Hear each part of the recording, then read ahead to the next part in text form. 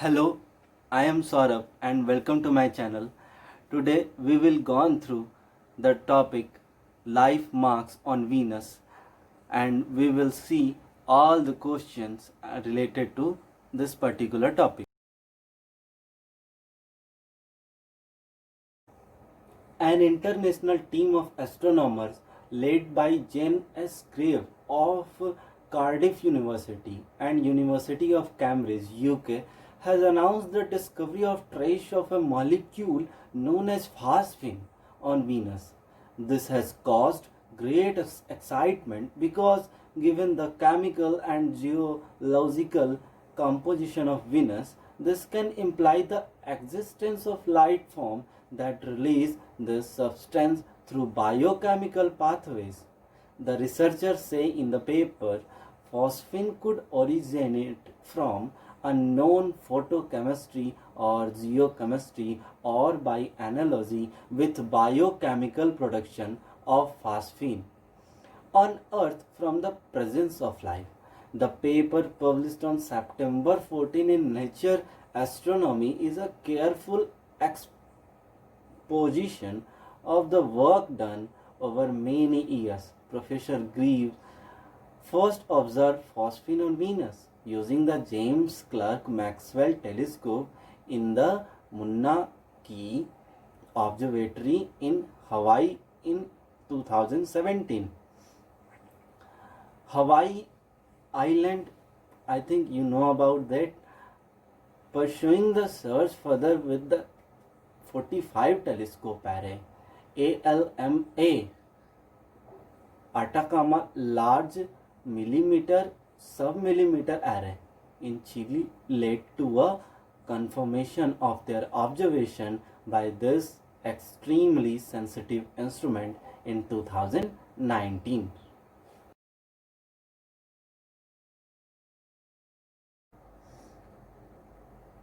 The detected presence of phosphine on Venus does convey the possibility of life there. After detecting the phosphine and estimating the amount in Venus atmosphere 20 parts per billion, researchers have calculated whether this amount of phosphine can be produced by natural chemical process such as sunlight, volcano eruption and lightning. The other mechanism could at most produce only 10,000 of the amount of phosphine they have detected.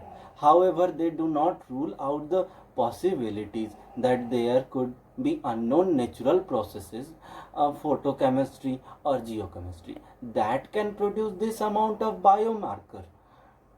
Therefore, more work is needed to prove that it is indeed because of bacteria or some sort of life that there is so much phosphine on Venus.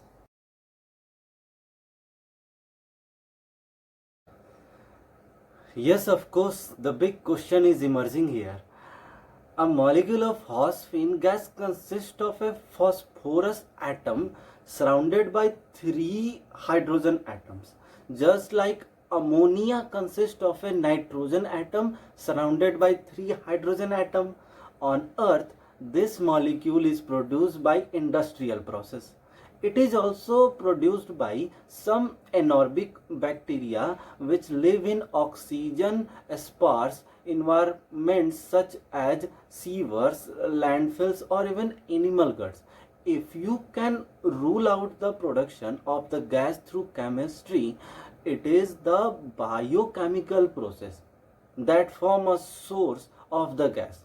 The anaerobic bacteria has it is considered a biomarker in astronomy.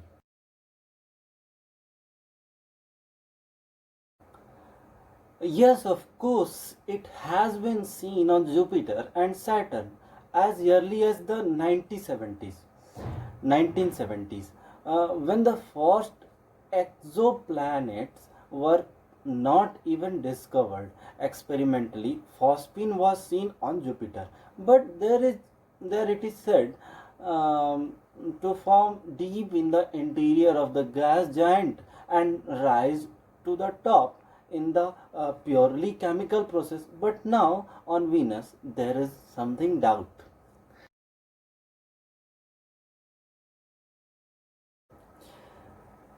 Okay, now let's take about a small view about Venus. The surface temperature of Venus at about 470 degrees Celsius. It is too hot to harbor life as we know it. It is hot enough to melt lead. It is hotter than Mercury, which is closest to the sun. According to a senior astronomer who is a member of Astronomical Society of India, this is because Venus has experienced a runaway greenhouse effect, excess of carbon dioxide, and which trap all heat that fall on it. You know the theory of greenhouse effect. um, there is a covering of carbon dioxide and it does not allow heat to pass through it to the sky. This is the another topic when we talk about greenhouse effect. But high up in its atmosphere there are clouds which can provide a cooler home for microbial life. Maybe it can happen. Even there the atmosphere is teeming with sulfuric acid vapor, and you know about that on Venus there are so much acid rain of sulfuric acid which can provide a cooler home for microbial life. That cloud, that upper side cloud, and according to the expert, the phosphine signature could be the sign of some extraordinary chemistry, as it could be of life form.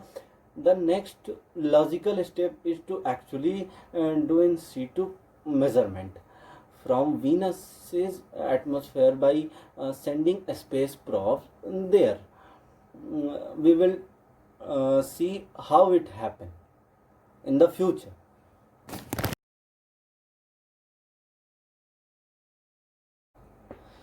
Yes, there are several space mission to study Venus, and some of the recent dedicated mission are the Venus Express by European Space Agency.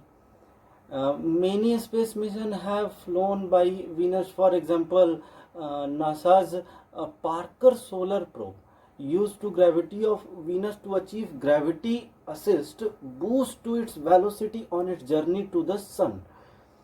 NASA is planning a mission to Venus to be launched maybe next year. The Indian Venus mission is also being developed, and through formally unnamed, it is referred to as Sukriyaan. Now it is clear that maybe life can be happen in the way of microorganism too, on the other planets too, and we have to be ready for about that.